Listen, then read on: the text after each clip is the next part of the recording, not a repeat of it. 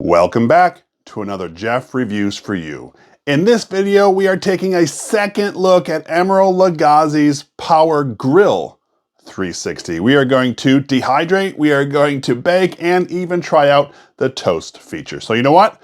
Enough talk, let's get right into the review. What I'm doing is I'm slicing up strawberries. I want to get them to be about 1/4 of an inch thick. And then I'm going to cut up this orange. I've dehydrated oranges before, but I'm excited to actually dehydrate a grapefruit. I've never done that before. Let's keep cutting. All right, here we have them spaced out. I only ended up putting 2 slices of the grapefruit just because they were too big. And I'm really excited to see how those turn out. And let's go put these in the dehydrator. All right, the dehydrating feature can go as low as 90 degrees Fahrenheit and as high as 180 degrees Fahrenheit. As far as your time, you can go as low as 30 minutes or as high as 24 hours. We're gonna put these here on the bottom rack. What I'm gonna do is I'm gonna scroll over to dehydrate. I'm gonna change my temperature up to 135 degrees Fahrenheit.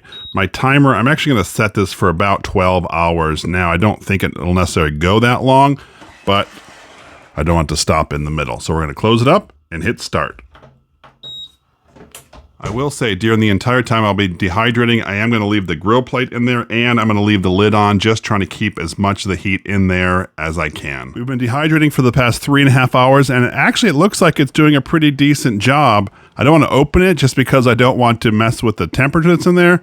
We'll check back in, I guess, in another 3.5 hours to see what they look like then. Typically when I dehydrate strawberries, I run them for about 8 hours. Right now we've been in there for 7 hours and I'm actually really impressed by what I'm seeing. I think another hour, these might almost be done. So I guess having the lid on with the grill plate helps keep that heat in that we need. We are at the 8-hour point, and as you can see, the strawberries are pretty much done. Some of them are crispy, but some of them are like that gummy type texture, and that's exactly the way that I like them. So I'm gonna take the strawberries out and recenter the oranges and the grapefruits and let them keep going. We're approaching the 11-hour mark, and it's clear to see that we have a ways to go. The rinds on the fruit are definitely hard, but the fruit part is still has liquid in it. So I'm gonna pop this in probably for another 6 hours and that should be perfect. I think what I did is I cut these a little too thick. We are now at the 24-hour point and I'm proud to say that these are finally done. I do think I cut the grapefruits too thick. The oranges look good as well, but we are done. You know what? The dehydrating part worked out a lot better than I thought. Having the lid on kept that heat in. Yeah, it did go a little longer, but that could have been user error. As we continue on, let's try to bake in the Power Grill 360. As we get ready to bake, we know that the baking feature, your temperature range goes from as low as 180 degrees Fahrenheit all the way up to 450 degrees Fahrenheit. And then of course the time we can do, you can go all the way down to 1 minute, which would be really, really strange. And the maximum amount of time you can do is 1.5 hours. I'm really excited to try the baking feature and we're gonna make some muffins. I would say I'm gonna make them by scratch, but I just don't know how to. So we're gonna use the Betty Crocker Wild Blueberry Muffin Mix.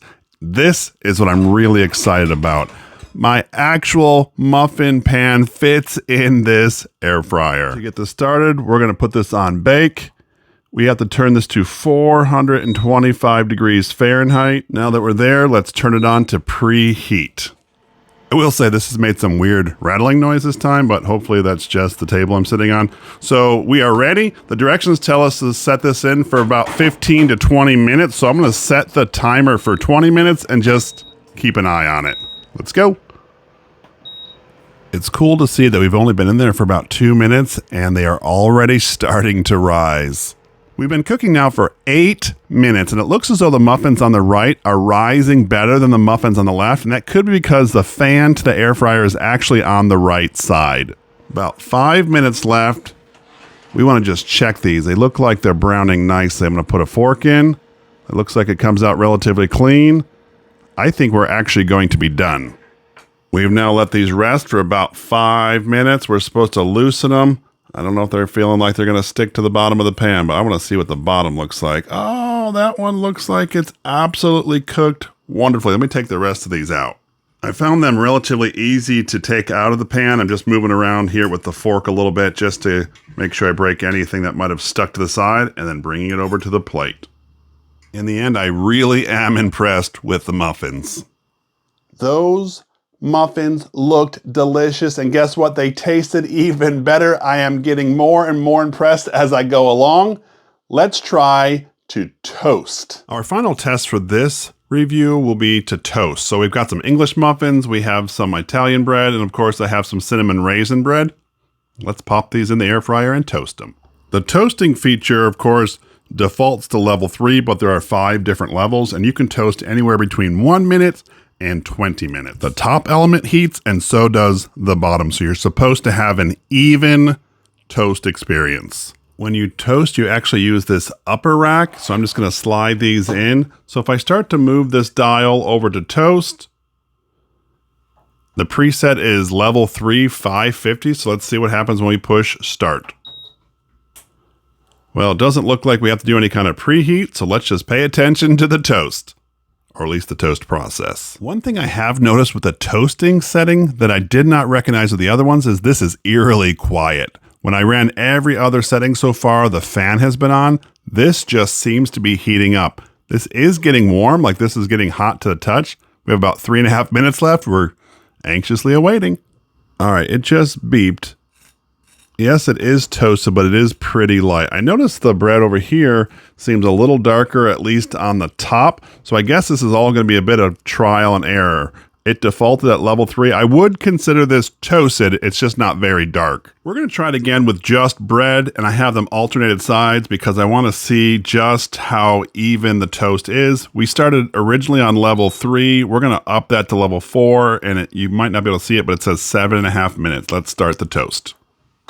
All right, we just ended level 4, and to be honest with you, it smelled like it was actually starting to burn. Let's take these out and see how they look. You can automatically see that here in the back, it definitely toasted more than it did here in the front. It's very inconsistent up here, but let's flip them over to see what it looks like on the other side. Now they look like they're definitely more toasted on the bottom than they were on level 3, but still not an even toast. So in my opinion, you wouldn't really use this to replace a toaster, but if you didn't have one, it does work in a pinch. In this video, we were taking a closer look at the Emeril Lagasse Power Grill 360, testing out the dehydrating, baking, and toast feature. Dehydrating, actually, you know what? I was not upset with it. It did a really good job. Same thing with the baking. Those muffins were perfect. Let's get to the toast.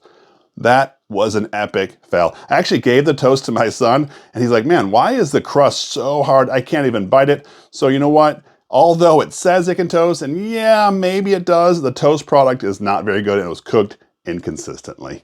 Anyway, that wraps up episode 2, where we look at the Power Grill 360. If this is something that you're interested in, I will leave a link in the description below. This is Jeff with Jeff Reviews for You. As always, thanks for stopping by, and I hope you have a great day. And if you want to stick around for something else, what I'm going to do is I'm going to link my original review of the Power Grill 360 right up here. And I would love it if you would click on this link. And when you do, by the magic of the internet, I'm going to join you at this review. So go ahead, click it. It's safe, I promise.